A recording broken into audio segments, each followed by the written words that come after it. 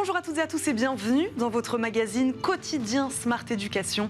Un magazine, vous le savez, dédié à la formation, aux nouveaux métiers, aux nouvelles pédagogies. Le rendez-vous qui donne un futur à la jeune génération. Aujourd'hui, une solution pour les enfants souffrant de troubles du langage. Vous connaissez le plus connu, la dyslexie. En France, on estime à 1 million le nombre d'élèves touchés, soit 2 à 3 élèves par classe. Malheureusement, le manque de détection systématique engendre beaucoup de souffrance pour les parents, pour les enfants aussi évidemment, et les enseignants n'ont pas toujours les moyens d'y répondre. La start-up Cantou propose un cahier numérique qui regroupe tous les outils pédagogiques et qui s'adapte au rythme d'apprentissage des élèves. On en parle avec une de ses cofondatrices, Minash Selvam. Elle est notre invitée. Bonjour. Bonjour. Bienvenue dans Smart Éducation, Minash Selvam. Merci beaucoup de nous accompagner. Cette ambition de s'engager pour accompagner donc les troubles du langage, est-ce qu'elle est née d'une histoire personnelle? Voilà, quelle est la genèse du projet? Alors, c'est un projet qui a démarré très tôt. Moi et mon cofondateur, on était encore étudiants.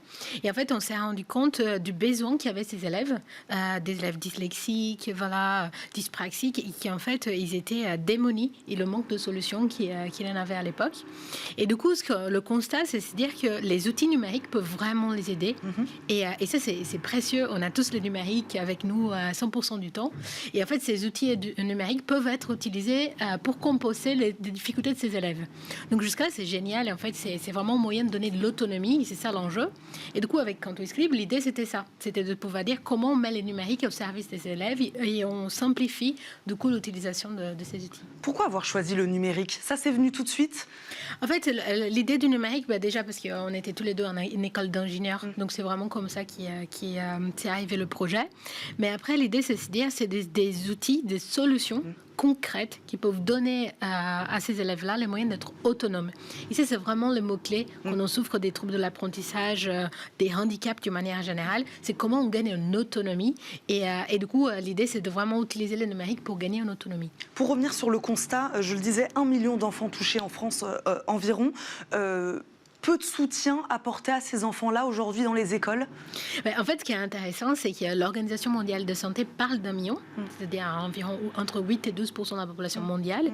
Mais en fait, quand on regarde en France, on n'a pas autant d'élèves qui sont diagnostiqués. Pourquoi? Parce qu'on ne connaît pas assez bien encore ce trouble. On ne sait pas comment diagnostiquer. Le processus, il est très long. Et du coup, l'idée, c'est de pouvoir simplifier tout ça. Et du coup, pouvoir faire en sorte que ces élèves se fassent diagnostiquer. Ils peuvent aussi se faire accompagner avec plein de solutions. Par exemple, ce qu'on parle souvent, c'est les tiers-temps. On aide humaine avec un accompagnement de vie scolaire. Donc, il y a plein d'aides qui existent et le numérique en fait partie. Donc, votre solution, elle s'adapte à tous les troubles de l'apprentissage. C'est vrai qu'on a parlé de la dyslexie. Quels sont-ils d'ailleurs, tous ces troubles du langage? Alors, quand on parle de troubles de l'apprentissage au sens très large, ça inclut les troubles de langage, la dyslexie, ce qu'on appelle les troubles 10, mais aussi les TSA, les troubles de l'espectre de l'autisme et les troubles de l'attention. C'est tout ce qu'on appelle les élèves, les personnes qui sont neuroatypiques et qui, du coup, ont des différenciations au niveau du développement cognitif. Mais en fait, ce qui est intéressant de savoir, c'est qu'il n'y a pas de déficience intellectuelle. Donc, c'est des élèves qui sont très capables, qui sont très, très intelligents, mais qui ne vont pas fonctionner de la même manière. Donc, quand on parle de dyslexie, ça veut dire une difficulté vraiment de lecture. Et du coup, avec ces difficultés de lecture, l'élève, il va vraiment être confronté à des difficultés là-dessus. Il va, par exemple, confondre les lettres, les mots, tout ça. Mais par contre, si on parle d'écoute, c'est des élèves qui peuvent très bien écouter. Donc, l'idée, c'est ça, c'est d'utiliser les forces que ces élèves peuvent avoir, notamment, c'est pour ça que je vous parle d'écoute, plutôt que de se concentrer sur leur difficulté, que c'est la lecture. Vous parlez de la lecture, justement. Vous diriez que c'est la principale difficulté rencontrée aujourd'hui par ces élèves ou est-ce qu'il y en a d'autres? Par exemple, si on parle d'une dyspraxie, la difficulté, ce sera l'écriture. Ce sera la motricité fine. Et du coup, c'est pareil, c'est une partie très spécifique du cerveau qui s'occupe du geste de la motricité fine, mais qui n'a pas d'incidence sur le reste. Donc, si l'élève peut répondre son exercice, par exemple, en dictant son texte grâce à un outil de reconnaissance vocale, aussi il peut même utiliser un clavier, c'est pas la même partie du cerveau. Donc, encore une fois, l'idée, c'est de vraiment identifier et concentrer sur ses forces plutôt que ses difficultés. Et la solution Cantou, donc on va rentrer évidemment dans le détail, à quoi ressemble ce cahier numérique. Elle s'adresse donc à tous ces troubles de l'apprentissage. Exactement. Donc en fait, l'idée, le postulat de départ de Cantou, c'est de se dire comment un élève ordinaire, il fonctionne sur papier. Du coup, l'élève qui a un trouble, il va fonctionner sur ordinateur. Et du coup, comment on fait en sorte qu'il puisse avoir la même fluidité et les mêmes outils, enfin les mêmes moyens de faire des choses qu'il ne peut pas faire sur le papier, donc à l'ordinateur. Et du coup, en partant de ça, l'idée, c'est d'avoir une boîte à outils. Donc aujourd'hui, on a plus d'une vingtaine d'outils que l'élève va pouvoir activer. Donc dans les cas de dyslexie, on a parlé de difficulté de lecture. En fait, il peut utiliser la synthèse vocale, c'est-à-dire oraliser les textes. Il peut utiliser l'adaptation du texte en couleur pour séparer les syllabes par couleur, par exemple. Il peut utiliser un correcteur orthographique. Et du coup, comme ça, ces outils sont des outils de compensation par rapport à ces difficultés pour qu'ils puissent lire comme n'importe quel élève. Donc quand vous parlez d'outils, vous parlez de technologie finalement. Exactement. Des outils technologiques au service de ces élèves. Exactement. L'idée, c'est vraiment d'utiliser ces technologies numériques au service de l'éducation. Donc au service de quels savoirs fondamentaux exactement ? Et du coup, en fait, on s'adresse aux 5 savoirs fondamentaux, donc à la fois lecture et écriture, mais aussi la partie calcul et sciences. Donc, on a des outils pour pouvoir les mathématiques, faire des exercices de physique-chimie aussi à l'ordinateur. On a des outils pour toute la partie reconnaissance vocale, aide vocale et compréhension du texte. Et enfin, pour l'utilisation de supports pédagogiques, pour que l'élève puisse récupérer, surtout s'il est en difficulté, il a du mal à lui-même prendre des notes, qu'en fait il puisse récupérer les feuilles volantes, les manuels scolaires en format PDF et qu'il puisse travailler là-dessus. Pour rester sur tout ce qui touche à la technologie, sur quelle technologie justement repose cette solution ? On parle beaucoup d'intelligence artificielle, est-ce que c'est le cas ? Expliquez-nous un peu la technologie aujourd'hui de Cantou. Du coup, on cumule un petit peu de tout. Donc on a en intelligence artificielle, notamment sur l'outil de reconnaissance vocale. On a aussi également un outil de reconnaissance de caractère qui permet d'identifier les textes dans une image. On a également des outils qu'on appelle machine learning. Sur la partie écriture de formules. Donc l'idée de Cantou, c'est vraiment pouvoir cumuler plusieurs technologies, plusieurs façons de fonctionner même. Par exemple, on a un outil qui c'est les cartes mentales. Et les cartes mentales, c'est une façon d'apprendre différente de ce qu'on a l'habitude de faire. Du coup, l'idée, c'est de vraiment pouvoir construire un environnement où il retrouve tout ça. Par contre, il peut choisir. Il peut se dire, les cartes mentales, c'est très utile pour moi, donc je l'active et je vais utiliser de mon quotidien. Par contre, moi, je trouve que c'est difficile les cartes mentales. C'est visuel et pour moi je suis pas plutôt visuel, dans ce cas-là on ne l'utilise pas. Et en fait ce qui est précieux, c'est pouvoir se dire grâce au numérique, en fait c'est aux outils de s'adapter aux besoins des élèves et pas aux élèves de s'adapter aux outils existants. Et c'est comme ça qu'on va arriver à l'éducation de demain, l'école de demain, c'est vraiment pouvoir s'adapter à la singularité de chacun. Et ça c'est vraiment le numérique qui permet ça aujourd'hui, cette adaptabilité, cette adaptation et de prendre en compte toutes ces singularités. On peut pas faire ça sans numérique. Voilà, l'idée c'est que le numérique il peut soulager, il peut vraiment compenser les difficultés pour pouvoir en fait du coup laisser la place à l'élève pour qu'il puisse se concentrer sur le raisonnement, pour qu'on puisse avoir une concentration sur la pédagogie, sur l'apprentissage. Et en fait tout ce qui est mise en page, automatisme, et c'est vraiment ça les difficultés de ces élèves. Il faut vraiment savoir qu'ils n'ont pas de déficience intellectuelle. Donc c'est des élèves très très intelligents.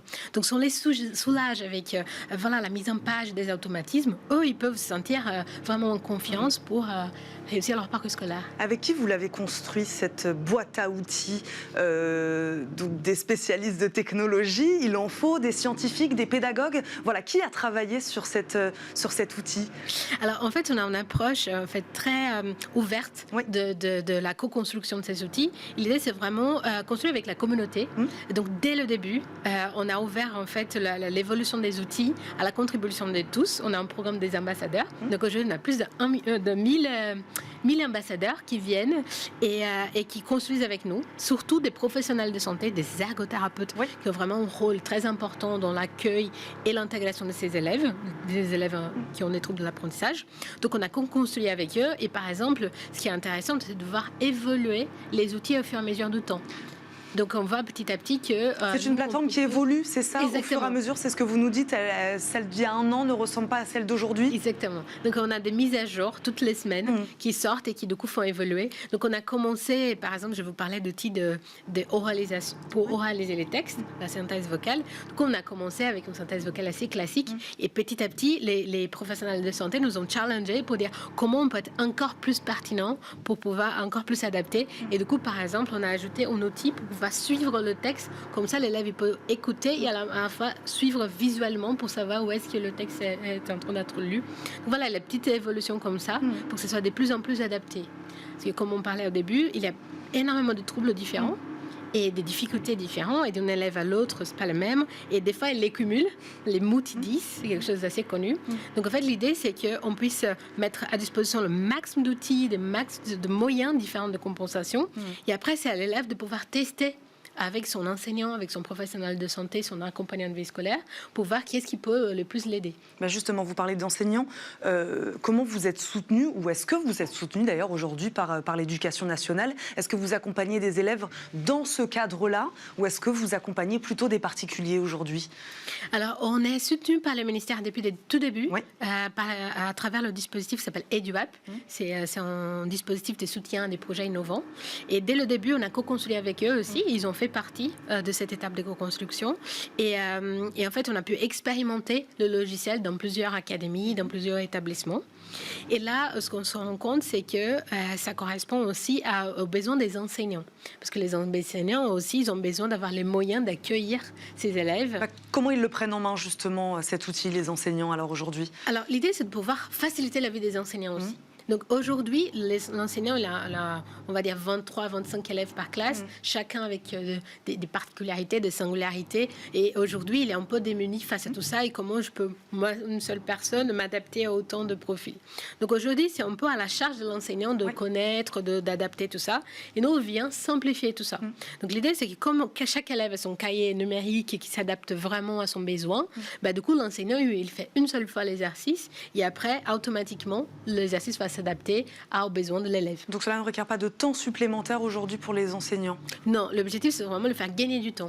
Il prépare qu'une fois et après c'est en numérique en fait de l'aider à s'adapter à chacun. Comment vous les accompagnez les enseignants? Ils ont une petite session de formation pour prendre l'outil en main? Comment ça se passe? C'est ça exactement. On a des tutoriels, tutoriels vidéo, des manuels d'utilisation. On fait aussi des webinaires régulièrement, des séances de formation. On vient dans les écoles et on fait un vrai accompagnement à la prise en main, justement parce que quand on parle de troubles de l'apprentissage, c'est quelque chose qui est encore assez méconnu. Donc en fait, on fait vraiment l'accompagnement sur la compréhension des troubles, la compréhension des outils, pour après arriver à Canto Scribe et en quoi nous on est pertinent là-dedans. Il nous reste 10 secondes. Est-ce que vous avez des objectifs chiffrés? Voilà, est-ce que vous souhaitez accompagner tant d'élèves d'ici à tant d'années? Voilà, ou est-ce que vous pensez plutôt qualitativement? C'est ce que vous disiez, à faire évoluer toujours cet outil-là.